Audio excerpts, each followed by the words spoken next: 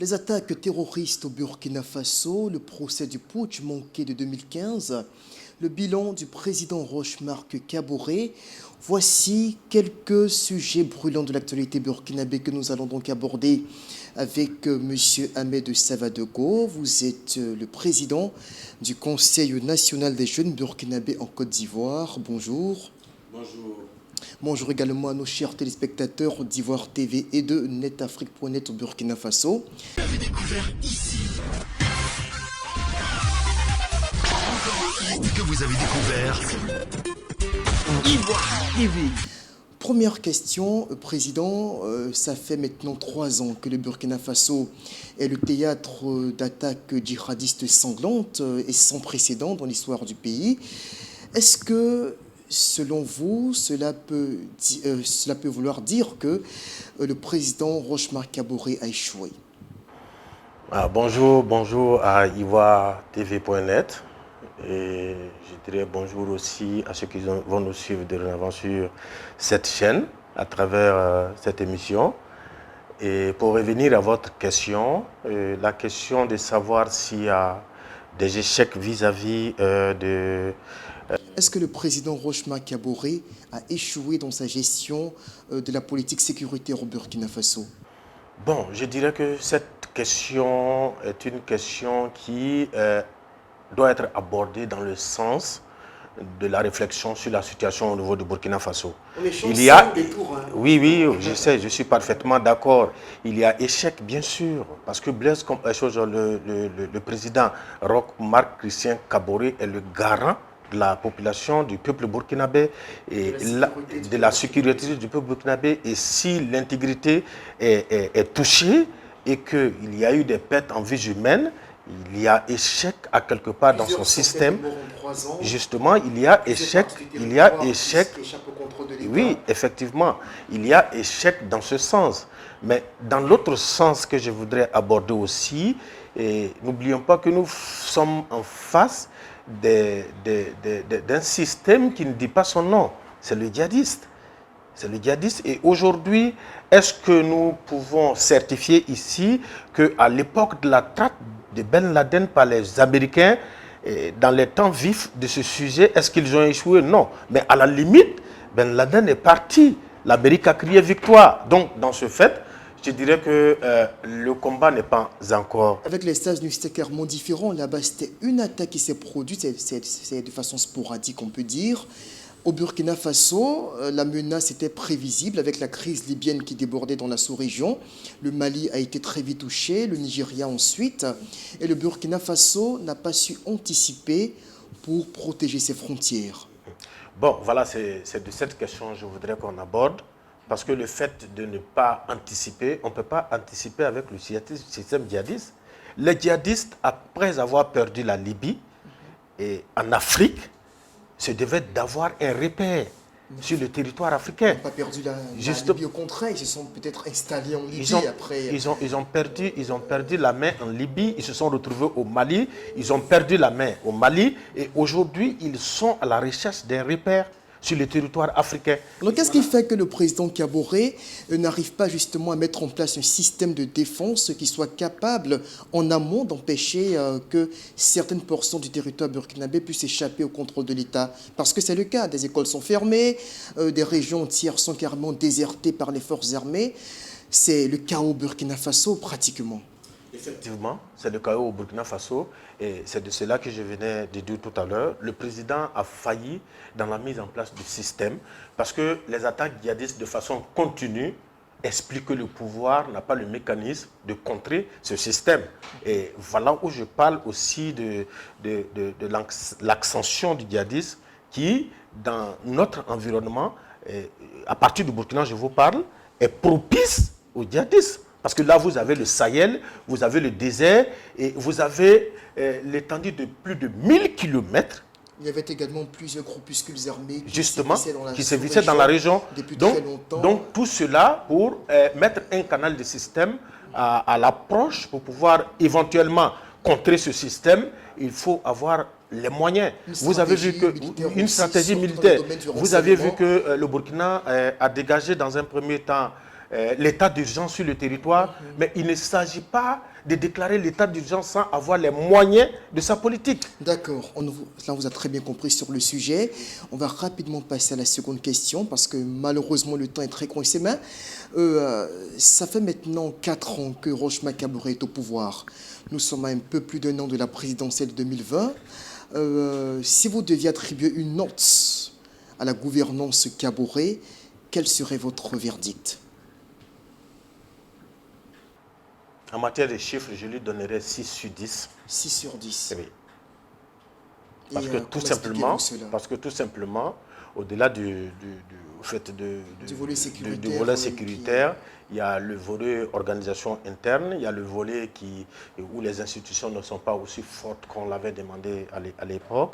Il y a le volet aussi du fait que les partis politiques ne se sont pas quand même uniformisés pour accepter d'accompagner le pouvoir en place, ce qui est dû au manque de communication entre le régime. Et tout ce que vous dépeignez là, ce sont des échecs que vous mettez sur le compte du régime Kabore. Mais le pays est debout. Le pays est debout. Je ne lui donnerai pas le note de 3 sur 10.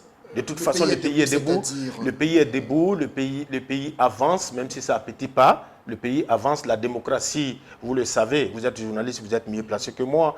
Le Burkina est ouvert à tous, le Burkina a la liberté d'expression, les mots sont dits de la façon dont tu penses. Donc, la croissance économique aussi est avec 6,5%, je crois, pour 2018. Voilà, pour 2018. Donc, vous ne pouvez pas m'amener peut-être dans ces propos-là à dire que je descendrai peut-être en bas de 5. Non, non, non. Alors, le putsch du procès du coup d'État de 2015, là-dessus, qu'est-ce que vous diriez? Est-ce qu'il y a une volonté manifeste d'étouffer les anciens tenants du pouvoir du CDP?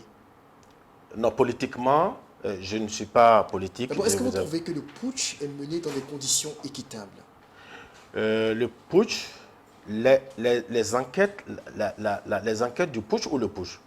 Les enquêtes du putsch, pardon, le procès. Oui. Est-ce que vous trouvez que le procès est mené dans des conditions équitables? Oui, de toute façon, il y a ceux qui sont appelés à dire la vérité à la barre, qui sont suivis des avocats.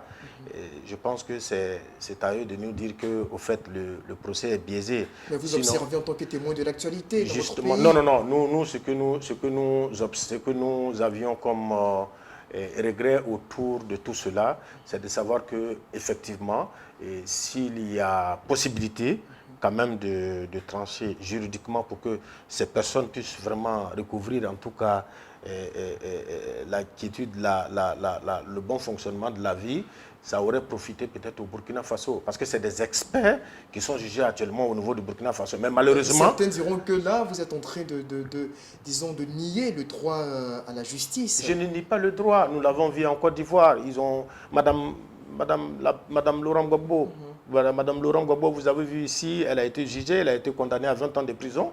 Mais pour la capacité de mobilisation, le drainage des humains autour d'elle, c'est une question de réconciliation qui a amené le président, le chef d'État ivoirien, à faire mention de bon fonctionnement. Alors pour vous, donc pour moi, certes, c'est la justice. Il y a eu des pertes en vies humaines.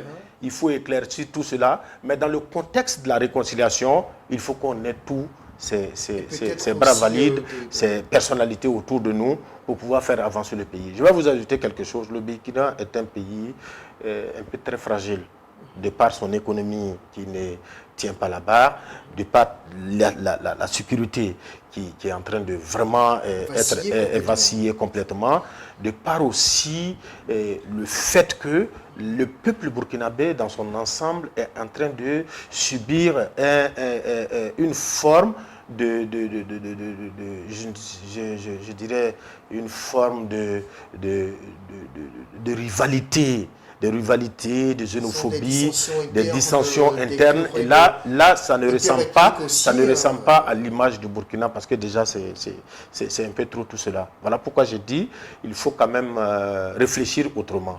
Il faut réfléchir autrement en tenant compte de l'environnement, en tenant compte aussi des aspects, des informations que nous avons sur le terrain pour ressouder en tout cas la famille burkinabé, le tissu social. Vous avez dit tout à l'heure quelque chose sur lequel je voudrais qu'on revienne rapidement. Vous disiez que ce sont des experts en matière sécuritaire qui sont actuellement jugés. C'est ça. Alors pour vous, la clé se trouve entre les mains des ex-barons du CDP? C'est ça. C'est ça. Il faut le dire, la clé ne se trouve pas forcément, mais la conjugaison voudrait que toutes ces personnes-là puissent se réunir pour réfléchir ensemble. Ils sont peut-être mieux placés pour contrer... Justement, parce qu'ils ont géré le pays pendant 27 ans. 27 ans, ce n'est pas 27 jours. Et c'est le fruit de cette gestion aussi qui est à quelque part le président Roch-Marc Christian Kaboré. Il faut le dire. Et aujourd'hui, on voit le régime Roch-Marc Christian Kaboré qui juge le régime du CDP, les dirigeants de l'époque du CDP. Vous voyez un peu d'où il est issu. Vous voyez un peu cette forme de paradoxe. C'est un peu difficile. Mais en même temps, une partie de l'opinion burkinabé croit mordicus que ce sont ces gens-là qui ont vendu, pour reprendre leur expression, le Burkina Faso aux djihadistes. Ils parlent d'une certaine collusion entre les ex-barons du CDP et les groupes djihadistes qui sévissent au Burkina Faso. Qu'est-ce que vous pensez de cette version, de cette interprétation de l'actualité? Bon, il faut comprendre les choses dans le contexte. C'est de la manière dont je vois la chose. Et il faut comprendre qu'aujourd'hui, il y a eu un accord à l'époque. Il y a eu des avantages, il y a eu des privilèges qu'on a accordés à certains groupes djihadistes pendant que dans l'ancien régime, je parle du régime du CDP. Et aujourd'hui, la main tendue après le départ du président, l'ex-président Blaise Compaoré n'a pas été effectif comme façon on le voit. Et du coup, ça frustre ceux d'en face. Vous comprenez un peu? Et si ces personnes-là reviennent aujourd'hui en d'autres groupes djihadistes pour combattre le Burkina, il y a un lien. Il faut le dire clairement, il y a un lien. Maintenant, ce lien, est-ce qu'elle est vérifiée? Sinon, dans la globalité des choses... Vous pouvez créditer la thèse selon laquelle il y a bel et bien une connivence qui est établie entre le CDP et les groupes terroristes qui sévissent au Burkina Faso. J'espère bien qu'on ne va pas un peu déformer ce que j'ai dit. J'ai dit, à l'époque de l'ex-président Blaise Compaoré au Burkina, dans sa gestion du pouvoir au Burkina, il y a eu des avantages qui ont été quand même accordés à certains groupes djihadistes. Des accords tacites. Oui, des accords tacites. Et aujourd'hui, ces accords n'ont plus lieu d'être parce que tout simplement, il y a un nouveau régime qui ne prête pas le flanc. Et du coup, l'autre clan est frustré. Et quand c'est comme ça, l'amitié qui lie l'ancien régime et ces groupes djihadistes sont fondées. Donc vous créez le lien. Mais je ne dirais pas que forcément le CDP ou Blaise Compaoré se trouve derrière tout cela. Non, je n'ai pas dit ça. Ce qui explique justement cette prévalence de l'insécurité au Burkina Faso, c'est cette rupture qu'il y a eu entre le pouvoir burkinabé et les groupes armés qui étaient hébergés sur son territoire jusqu'au départ de Blaise Compaoré. Mais c'est tout à fait... C'est ce qui explique ce que nous vivons aujourd'hui. Alors, la main tendue, récemment, le président Blaise Compaoré, depuis Abidjan, a transmis un courrier à son successeur, Roch-Marc Kaboré, pour lui proposer de l'aider justement dans la gestion du conflit sécuritaire au Burkina Faso. Quel est votre regard sur cette situation? Rapidement. Bon, la main tendue, je pense que malheureusement, ça vient en retard. Cette main tendue est arrivée en retard, mais elle est encore possible quand même de pouvoir relever certains défis sécuritaires, relever certains défis d'aspect diplomatique au niveau du Burkina Faso.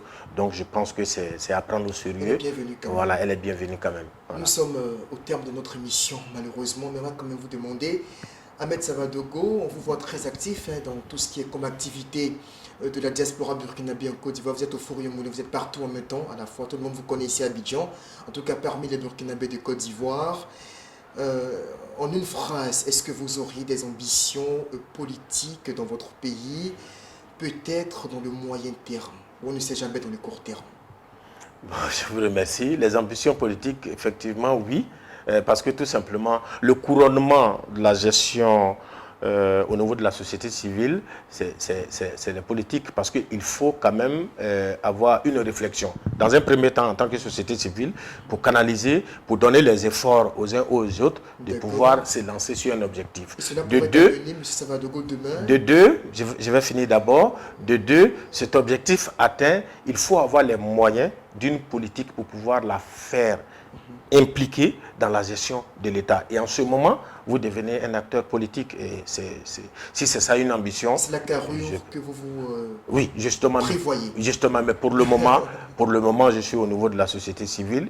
Je tente, tant mieux quand même, d'organiser cette 2020, communauté. c'est dans 16 mois. Oui. Ahmed Savadogo pourrait peut-être avoir le temps de se faire une décision entre-temps. Non, pas 2020, pas 2020 déjà, et on est dans la phase pilote de notre accession aux élections. Et donc du coup, c'est de vraiment quand même accompagner le mécanisme en place pour faire enrouler le maximum de la communauté burkinabé en Côte d'Ivoire. Sans vous et participer à une formation politique quelconque. Justement, je serai très à l'aise, en tant que société civile pour pouvoir en tout cas avoir la caution de mes parents et pour pouvoir vraiment s'enrôler et définitivement participer aux élections de Burkina. Maintenant, les temps futurs vraiment nous donneront la raison si oui ou non. Rien n'est à écarter. Merci, M. Savadogo, ce fut un plaisir. Merci. Je rappelle que nous étions donc dans un entretien sans détour sur les questions brûlantes de l'actualité dans votre pays, le Burkina Faso. Merci encore et merci également à tous ceux qui nous ont suivis dans le cadre de ce numéro de Sans détour. On se retrouve très prochainement pour un autre numéro avec un autre invité. D'ici là, portez-vous bien. Au revoir. Vous avez découvert ici. Que vous avez découvert Ivoire TV. Ivoire TV.